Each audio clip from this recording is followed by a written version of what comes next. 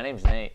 My name's Maggie. And we are reviewing Baby Driver. Baby Driver. The Simon and Garfunkel song from the early 70s, maybe late 60s, I don't know.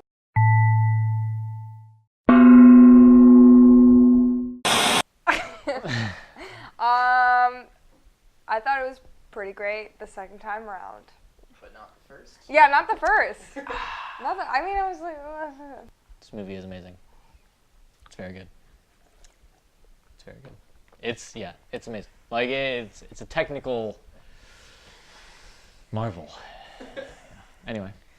I love this movie. Wait. Is Baby Driver for the MCU? Yes.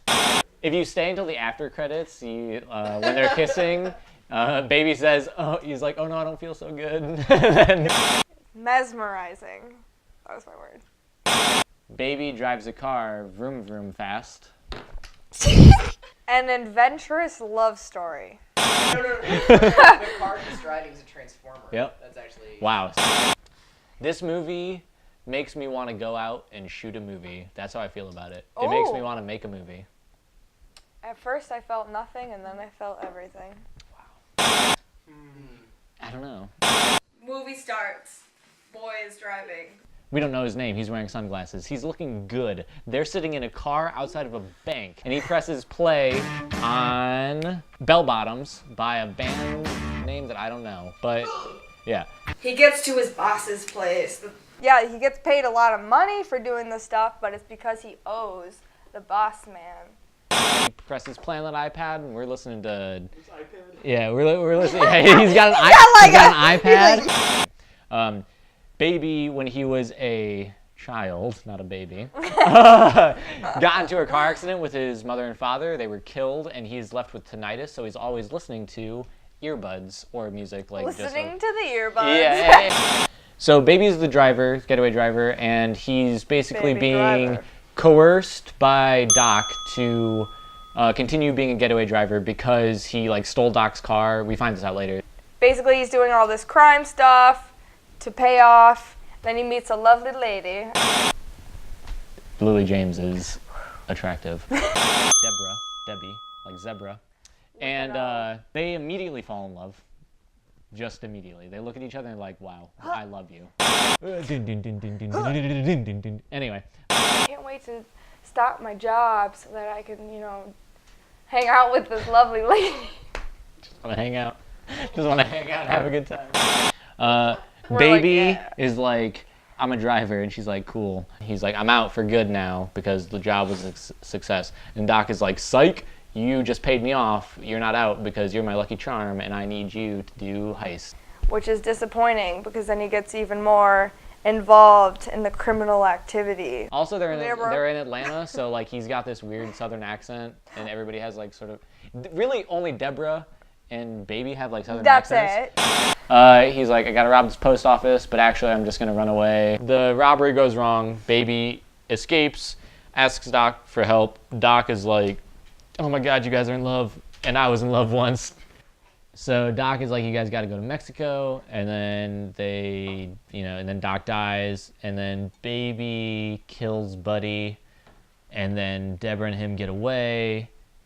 But they don't because the FBI FIB, is the FIB. And then Baby... What the f*** is that? He goes to prison, and Deborah's like, I'll wait for you. And then it's assumed that he gets out on parole after 5 years because of the final shot. Anyway, so it's they end up being together and happy after years in jail, and it's fine.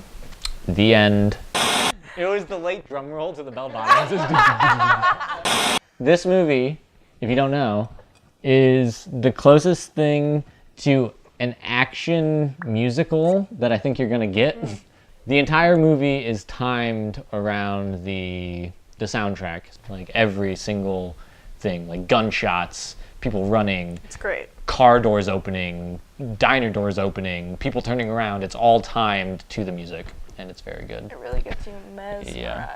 And I think there's a light score over some of the scenes, an actual produced score, but it's very small. Okay, so I really liked the movie the second time I watched it, but the first time I watched it, Continue. The first time I watched it, I wasn't as into it per se because there wasn't a lot of female characters. That is actually my issue. Is that like there wasn't, and the two main female characters, we don't see much depth of them as we do with the male characters. Yeah, argue against feminism. Yeah. I see that point. Oh, he's gonna do it. No. I don't think that it's the impetus of sort of every director to write stories that are, what's her face? The main Deborah. I feel like she probably doesn't have that much agency. No. But I definitely think that Darling does. She, like, there's even one point where she literally speaks for Buddy. Like, yeah, I didn't. And I don't think that the movie actively like sexualizes these characters at all. Like it sexualizes Darling through the lens of Bats, but Bats is like very obviously a creepy dude. Like the only time where we get a sexual shot of Darling is when Bats is like checking her out, like when she's walking towards Baby, and it pans to her, and it's supposed to be a POV shot of him looking at her ass, right? And so you're like, okay, like this is Bats' perspective. Got ring rubber bands. They're like cutting off the float. I need to switch fingers. Like I understand what you're saying Darling. to a point, but like at the same time, all of the like powerful roles are all like men. And then looking at Deborah and Darling, like Deborah, I don't see like she's sexualized a bit, but not as much as Darling. I do agree with that. Like she is only because I noticed certain scenes where like it was kind of like focusing on like it on her ass a lot and like just on her face, like when she was like trying to be like seductive. And the thing is that like it felt like that was her character and that's all it was. Like that's all her character was. You know what I mean? And like my and that's fine. Like I want my women to be like, oh yeah, like look at me. Like I want that. I'm like, yes, girl, do that. But if you're gonna do that with a character, like give her some agency. You know what I mean? Like we didn't like have any depth of her at all, but we had depth with all the other male characters. Is what I'm trying to get at. Penny for your thoughts. Also down here. It's so hard to explain. Like the movie's not setting itself up to be like, hey, this is like a feminist movie. I think that they have as much depth as any other character within the movie. Like how much information. Like, besides Baby, who is the main character, which all we know about his past is that he was in a car accident with his mom, and he's been raised by his foster father. How much other information do we know about his past? Like, we know the same information about Deborah's past. We know that her mom died, and that she took care of her mom until her mom died. We know that she's, like ready to, like, leave this town.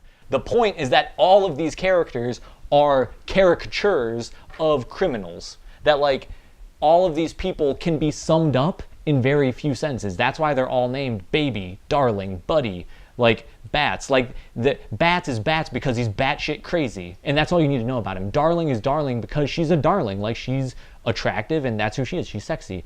Buddy is Buddy because he's likable. Like you meet Buddy and he's a likable character. That's all you need to know about him. Mm-hmm. And Baby is Baby because he's innocent. Have you seen The Emperor's New Groove?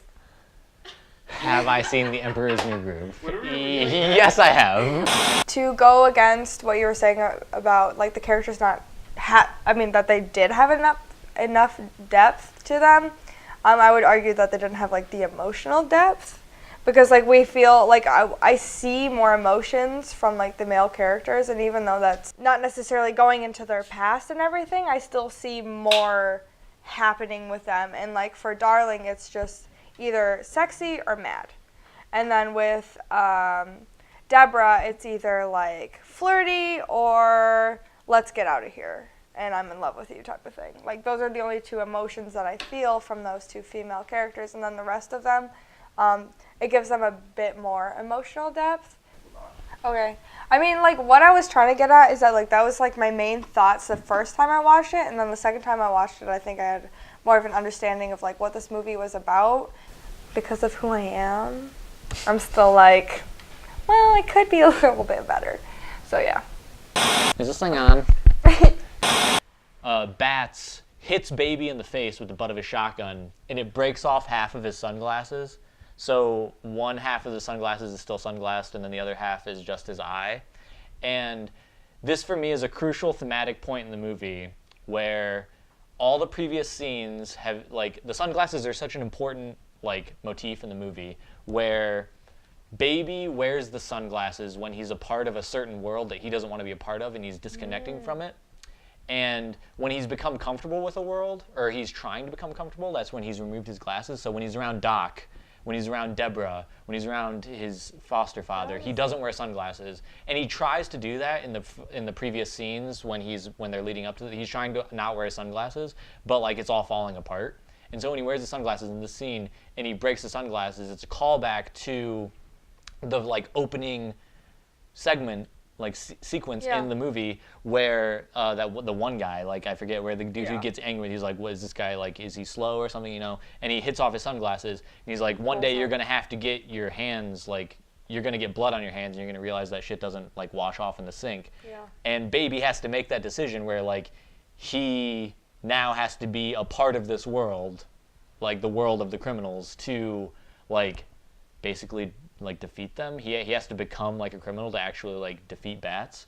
And so he like slams on the gas when Bats is like screaming to go, and he like stabs Bats through like the chest with the rhubarb. And it the rhubarb. Like what is it? It's like Rhubarb is a food. rebar. The rebar. And he stabs him through the chest with the rebar. With the rhubarb. I just picture like a fucking rhubarb. I know, me too. Darling, all of a sudden, is just like, you know what? This. She literally brings out like 2 massive guns. In my perspective, I'm like, she looks powerful as with these guns, and she's just like, all of you guys, like all around. And for me, that was like, even though like I know she's being a criminal and that it's not good, but like the fact that she just like took power of the situation and she's like that is like stuck in my head. Joseph says to Baby, he says something that is echoed throughout the movie, that you don't belong in this world. Like, you don't belong in that world. And I think that dichotomy is set up between characters that are sort of with inside the law and with outside the law. And that is as far as the morality goes, I think. I think that Buddy's character and Darlene's character fall with outside of that. 8.5 old-fashioned iPods out of 10. I thought you were gonna give it like. I thought you were gonna give it old fashions. Like. I mean, I give this movie 10 sweet drifts out of 10. Sweet drifts. Yeah, Someone's giving it a 10? I love this movie. Like,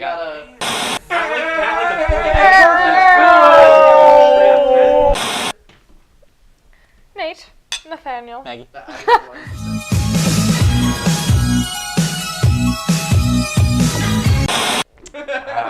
Daddy's gotta pee. Alright, let's get a... What'd you say? Please. Oh. If you want more of moi, click here. If you want more of me, click here. And like and subscribe, Grozny Productions. And if you don't, I swear to God...